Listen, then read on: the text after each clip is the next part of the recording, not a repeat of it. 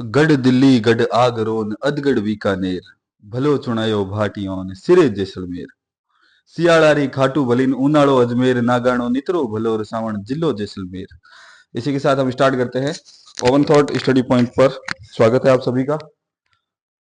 राजस्थान इतिहास के अंदर, राजस्थान रंगीले राजस्थान इतिहास के अंदर हम लोग आज पढ़ रहे हैं आमेर का कछवाहा वंश और उसका भाग पढ़ रहे हैं 4, जिसके अंदर हम पढ़ेंगे आज ईश्वरी सिंह, माधो सिंह और प्रताप सिंह को। उसी के साथ हम हवा महल के बारे में भी जानेंगे और शीतला माता के मंदिर के बारे में भी जानेंगे और सील डूंगरी ये ऊपर महल बनाया हुआ है इसके बारे में भी हम थोड़ी चर्चा करेंगे। इन सारी चीजों, इन सारी टॉपिक के ऊपर हम लोग आज अच्छे से चर्चा करेंगे। उसके साथ में अगर आपको कोई डाउट है तो मैंने यहाँ पर आपको 3 ऑप्शन दे रखे हैं। ट्विटर का भी ऑप्शन है पर ट्विटर अभी रहने देते हैं साइड में, ठीक है। तो अपने को 3 ऑप्शन मैंने आपको दे रखे हैं, फेसबुक, इंस्टाग्राम और यूट्यूब। अगर कोई डाउट है, कोई भी मन में डाउट है इस वीडियो को लेकर, तो आप उसमें भाग 4 लिख के डाउट लिख सकते हो, ठीक है, और डायरेक्ट डीएम कर सकते हो तीनों के ऊपर। तो आज लेते हैं हम सबसे पहले ईश्वरी सिंह को।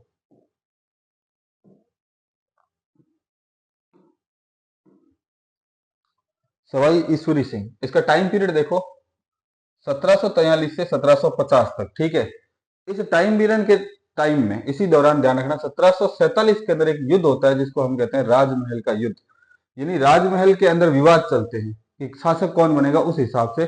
तो उसके बारे में अपन चर्चा कर लेते हैं, राजमहल युद्ध के बारे में। देखो, राजमहल का युद्ध 1747 ईस्वी में टोंक में हुआ था।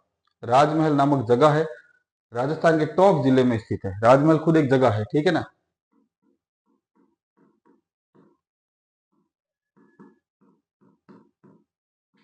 टोंक के अंदर है, ठीक है। राजमहल का युद्ध ध्यान रखना, सवाई ईश्वरी सिंह और सवाई माधो सिंह दोनों भाई है, ठीक है ना। किन किन के मध्य हो रहा है राजमहल का युद्ध? ईश्वरी सिंह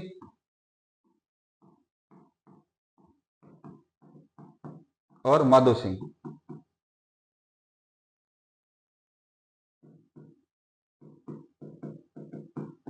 इन दोनों के मध्य हो रहा है किसका युद्ध? राजमहल का युद्ध।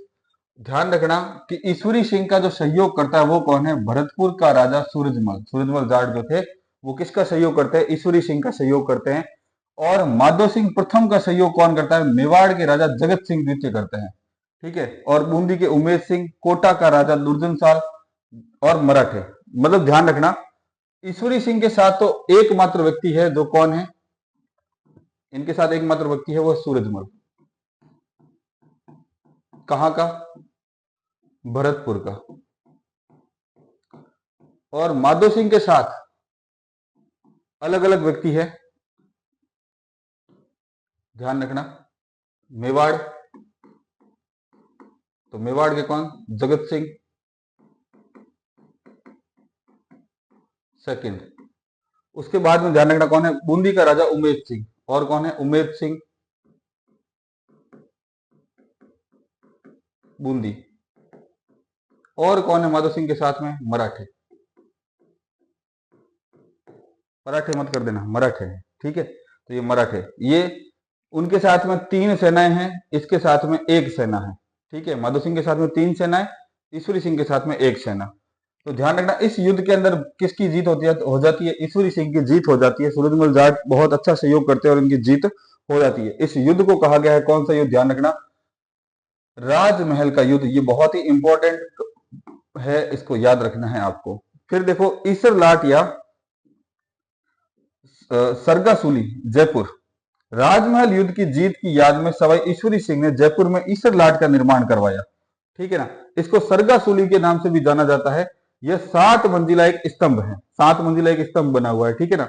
एक ऐसा स्तंभ बना हुआ है 7 मंजिला और ऊपर इसके छतरी बनी हुई है। तो 7 मंजिला की स्तंभ है पूरा। इसका निर्माण कौन करवाता है? ध्यान रखना, सवाई ईश्वरी सिंह। फटाफट स्क्रीनशॉट लीजिए, चलते हैं आगे के वीडियो में। चैनल को लाइक, कमेंट, शेयर, सब्सक्राइब करते रहिए ताकि ये जानकारी हर एक तक पहुंच सके, ठीक है। अगला लेते हैं।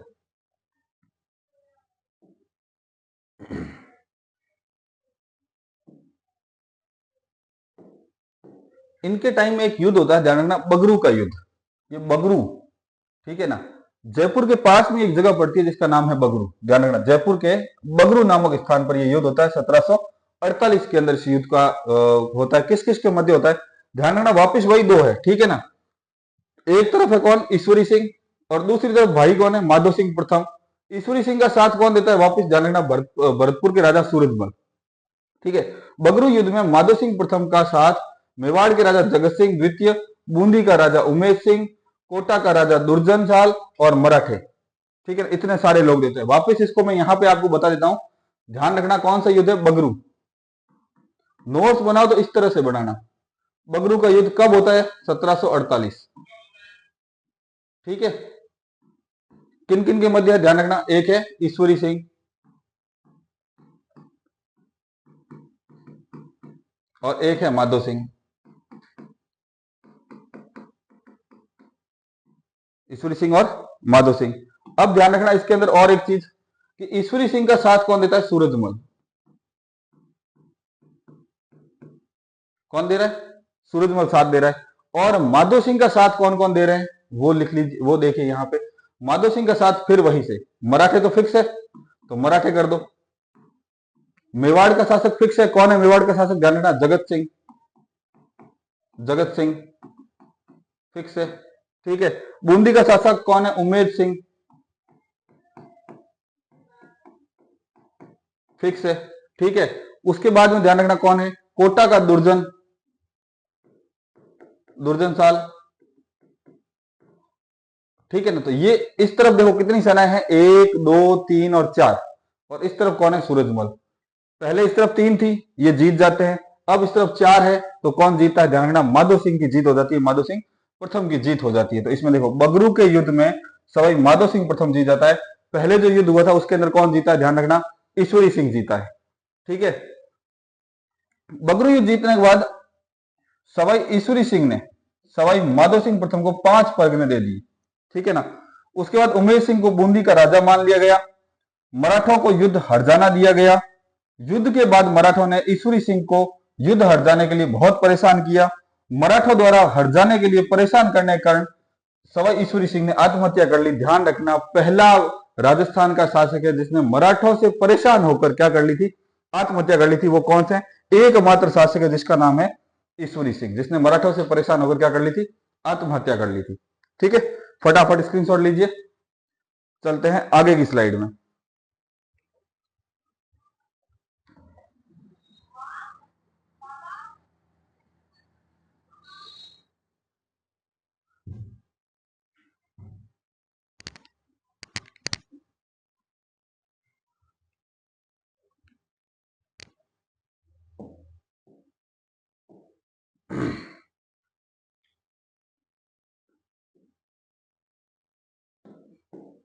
अगला शासक आता है, ध्यान रखना, माधो सिंह। ईश्वरी सिंह मृत्यु हो जाती है, आत्महत्या कर लेता है मराठों से परेशान होकर।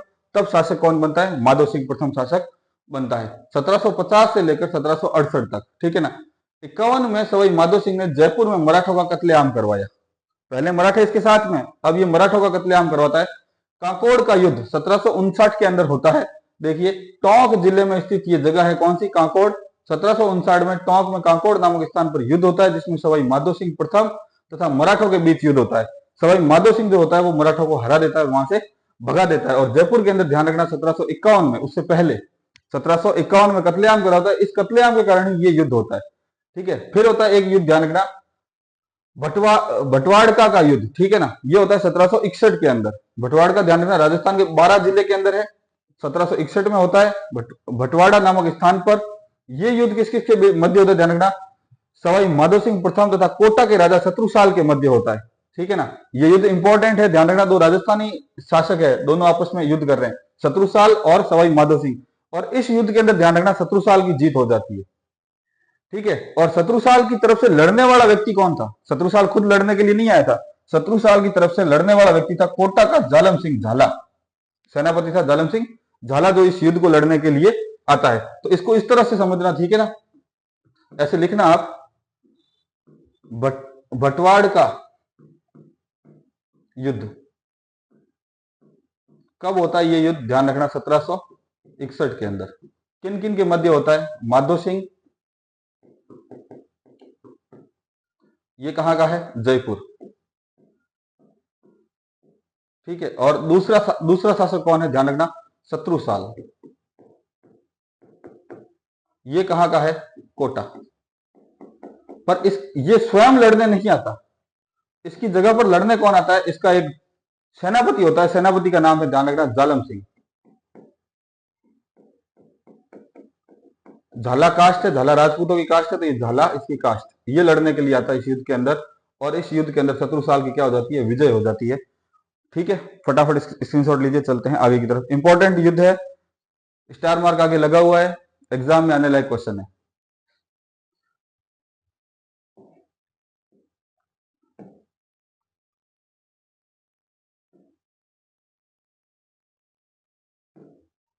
माधव सिंह की कुछ सांस्कृतिक उपलब्धियां हैं, उसने बहुत सारी जयपुर के अंदर बहुत चीजों का निर्माण करवाया है। चित्रकला का काल जो उसका था वो भी अच्छा काल रहा माना जाता है। तो माधव सिंह की सांस्कृतिक उपलब्धियां कौन कौन सी, देखो, एक तो सवाई माधोपुर नामक एक जगह नगर बसा था, जिसका पहले नाम, इसको पहले अपन रणथंभौर के नाम से जानते थे, अजमेर रियासत के अंतर्गत आता था इसका भाग, और रणथंभौर के नाम से जानते थे। दूसरा है शीतला माता मंदिर, यहाँ पर आपको दिखाई दे रहा होगा चित्र शीतला माता का, तो शीतला माता का मंदिर बना होता है ये चाकसू गांव के अंदर। ये वही चाकसू गांव है जहां पर, ध्यान रखना, जयबाण तोप को चलाने पर, पहली बार जब जयबाण तोप को चलाया था तो चाकसू गांव में जाकर उसका गोला गिरा था, और उस गोले से एक तालाब का निर्माण हो गया था। और एक है मोती डूंगरी महल, ये भी जयपुर के अंदर। ये तीन चीजों का निर्माण कौन करवाता है, ध्यान रखना, सवाई माधो सिंह करवाता है। तो सवाई माधोपुर, ध्यान रखना, सवाई माधो सिंह प्रथम ने 1763 में सवाई माधोपुर नगर की स्थापना की। ये पहले किस नाम से जाना जाता था, ध्यान रखना, ये रणथंभौर, प्राचीन नाम में रणथंभौर के अंतर्गत आता था। ठीक है, शीतला माता मंदिर चाकसू गांव के अंदर निर्माण करवाता है, तो जयपुर के चाकसू में शीतला माता मंदिर का निर्माण करवाता है। मोती डोंगरी महल है, ठीक है ना। स्टार्टिंग अपन ने जब वीडियो स्टार्ट किया था, वापिस जब एंड में जाएंगे तो मैं आपको बता दूंगा मोती डोंगरी महल कौन से, उनका निर्माण भी कौन करवाता है, ध्यान रखना, माधो सिंह के द्वारा करवाया गया है। फटाफट स्क्रीनशॉट लीजिए, चलते हैं आगे की तरफ।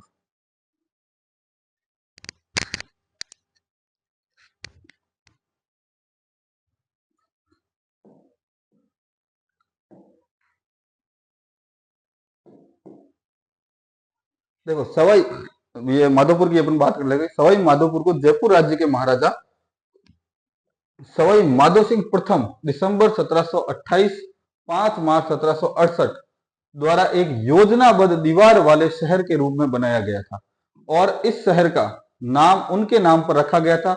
1763 में यह स्थापित हुआ है। सवाई माधोपुर प्रतिवर्ष 19 जनवरी को अपना स्थापना दिवस मनाते हैं, यानी सवाई माधोपुर के लोग 19 जनवरी को अपना स्थापना दिवस मनाते हैं। फटाफट स्क्रीनशॉट लीजिए, चलते हैं आगे की तरफ।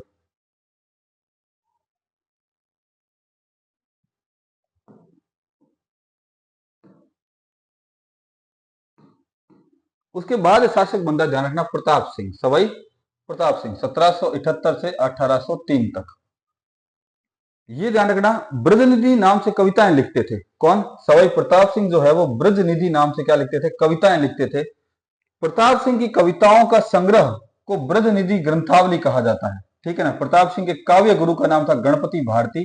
प्रताप सिंह के शासनकाल में जयपुर में तमाशा लोक नाट्य प्रचलित हुआ। तमाशा लोक नाट्य के लिए बंशीधर भट्ट को महाराष्ट्र से जयपुर बुलाया गया था। ठीक है ना। सवाई प्रताप सिंह के दरबार में 22 कलाकार यानी विद्वान थे।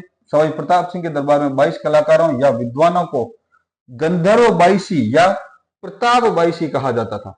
ठीक है ना। ये कलाकारों का आश्रय जाता था। इसने कला की दृष्टि में, जयपुर जब सवाई प्रताप सिंह शासक बनते हैं तो जयपुर कला की दृष्टि में सबसे उन्नत काल माना जाता है जयपुर का। ध्यान रखना, इसके दरबार के अंदर 22 कलाकार रहते थे एनी टाइम। उन 22 कलाकारों को, ध्यान रखना, प्रताप बाईसी के नाम से जाना जाता था।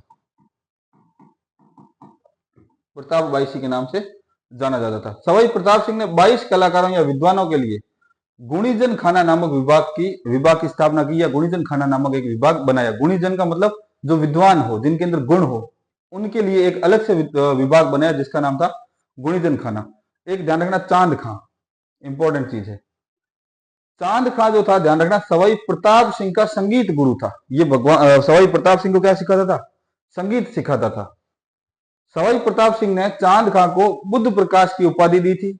चांद खां के द्वारा स्वर सागर नामक एक पुस्तक की रचना की गई थी। ठीक है, फटाफट स्क्रीनशॉट लीजिए, चलते हैं आगे की तरफ।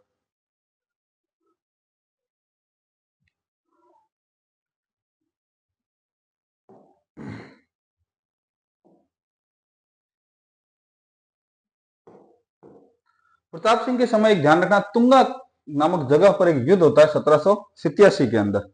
ठीक है, जयपुर में एक लाल सोट है। लालसोट जगह, लालसोट के पास एक तुंगा जगह पड़ती है, वहां पर ये युद्ध लड़ा गया था। यह युद्ध ध्यान रखना सवाई प्रताप सिंह व मराठों के बीच लड़ा गया था। मराठों की तरफ से ध्यान रखना सेनापति कौन आया था? महाजदी सिंधिया। महाजदी सिंधिया जो है वो युद्ध लड़ने के लिए आए थे। इस युद्ध में ध्यान रखना तुंगा के युद्ध में सवाई प्रताप सिंह ने मराठों को हरा दिया था। ठीक है, आगे आता है एक पाटन का युद्ध 1789। पाटन का युद्ध 1789 ध्यान रखना सीकर जिले के पाटन नामक स्थान पर लड़ा गया था। ध्यान रखना ये 1789 में सीकर जिले के पाटन नामक स्थान पर यह युद्ध लड़ा गया था। इस युद्ध में ध्यान रखना जयपुर के राजा सवाई प्रताप सिंह, जोधपुर के राजा विजय सिंह की संयुक्त सेना ने मराठों को हराया था। और ठीक है, अर्थात पाटन का युद्ध जयपुर तथा मारवाड़ की संयुक्त सेना तथा मराठों के बीच लड़ा गया। ये ध्यान रखना इसको इस तरह से, पाटन का युद्ध जोधपुर प्लस जयपुर वर्सेज मराठा। तो जोधपुर के कौन है? ध्यान रखना विजय सिंह।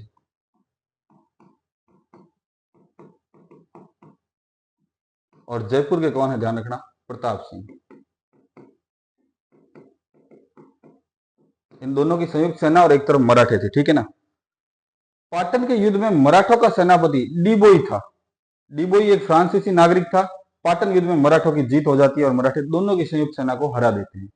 फटाफट स्क्रीनशॉट लीजिए, चलते हैं आगे की तरफ।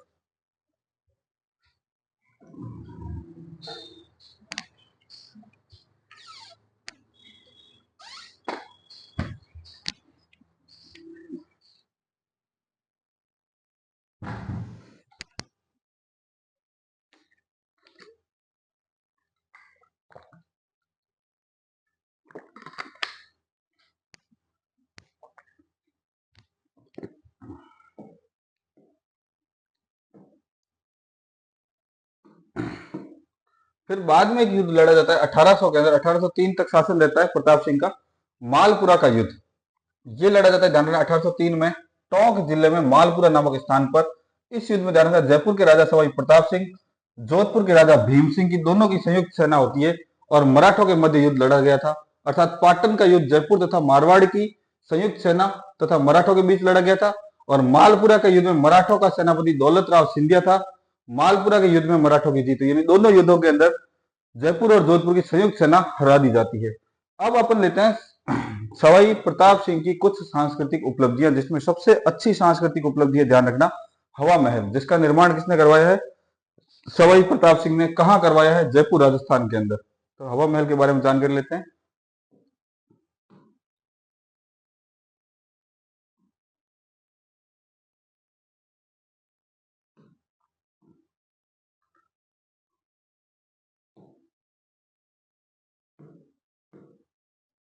हवा महल निर्माण सवाई प्रताप सिंह के द्वारा।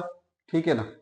कब करवाया गया? 1799 ईस्वी में। ठीक है ना। इसका वास्तुकार कौन है? तो वास्तुकार ध्यान रखना उस्ताद लाल चंद्र या लाल चंद उस्ता। ठीक है ना। हवा महल की आकृति कैसी है? ध्यान रखना आकृति अगर पूछ जाए तो भगवान श्री कृष्ण के मुकुट के समान है।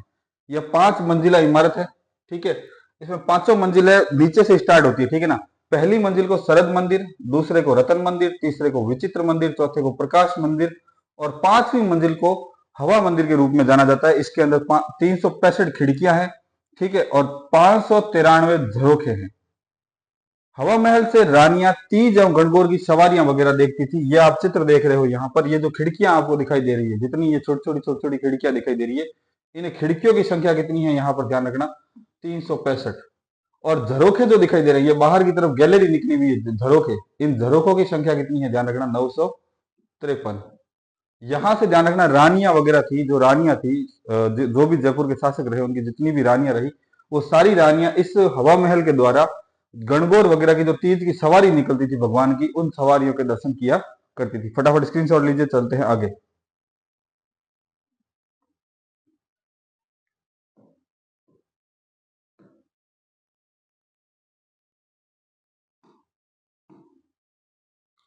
संगीत सम्मेलन। प्रताप सिंह के समय एक संगीत सम्मेलन का आयोजन करवाया गया था। ध्यान रखना सवाई प्रताप सिंह के द्वारा जयपुर में संगीत सम्मेलन का आयोजन करवाया गया था। सवाई प्रताप सिंह के संगीत सम्मेलन का अध्यक्ष देवर्षि ब्रजपाल भट्ट ठीक है ना। देवर्षि ब्रजपाल भट्ट, या इसको देवर्षि भट्ट ब्रजपाल भी कहा जाता है, वो थे। और सवाई प्रताप सिंह के संगीत सम्मेलन में शामिल होने वाले सभी सदस्यों के द्वारा राधा गोविंद संगीत सार नामक पुस्तक लिखी गई थी। जो जो संगीत साधक आए थे उनके द्वारा राधा गोविंद संगीत सार नामक एक पुस्तक की रचना की गई थी। चित्रकला, मैंने आपको पहले ही स्टार्टिंग बता दिया कि प्रताप सिंह का जो टाइम है वो जयपुर में कला का सबसे स्वर्ण काल माना जाता है, उत्कर्ष टाइम माना जाता है, ठीक है ना। तो प्रताप सिंह का शासनकाल जयपुर चित्रकला का स्वर्ण काल माना जाता है।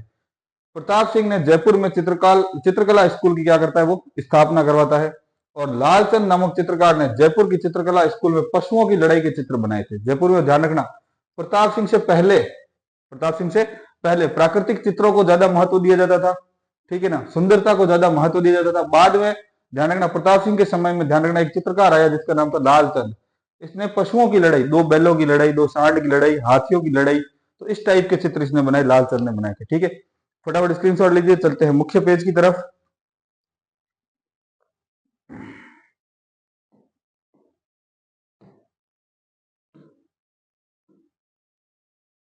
तो आज हमने पढ़ा क्या, आमेर का कछवाहा वंश भाग 4 उसका पढ़ा है आज हमने। उसके अंदर हमने क्या पढ़ा है, ईश्वर सिंह, माधो सिंह और प्रताप सिंह को। ईश्वर सिंह जो पहला शासक था जो मराठों से परेशान होकर आत्महत्या कर लेता है। माधो सिंह बहुत सारी जयपुर में चीजें बनवाता है। और बाद में प्रताप सिंह जिसने हवा महल का निर्माण करवाया, ठीक है ना। तो ये सारी चीजें आज हमने पढ़ी है राजस्थान इतिहास कछुआ वंश के भाग 4 के अंदर। अगर आपको इसमें कोई डाउट हो तो आपको मैं पहले ही बता चुका हूँ, ये 3 ऑप्शन आपके पास है, आप कभी भी डीएम कर सकते हैं। मस्त रहिए, चुस्त रहिए, घर पे रहिए, आराम कीजिए, अच्छे से नोट्स बनाइए, बारिश का मौसम है, थोड़ा इधर उधर मत जाइए। उसके साथ साथ चैनल को लाइक, कमेंट, शेयर, सब्सक्राइब करते रहिए। धन्यवाद।